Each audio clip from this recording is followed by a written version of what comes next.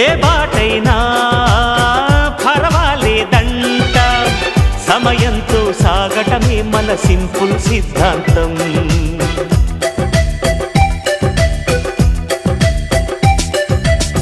చిరుగాలికి పరిమళమిచ్చే సిరిమల్లెల వనమై ఉందాం, గగనాన్ని నేలను కలిపే హరివిల్లుల వంతెన అవుదాం.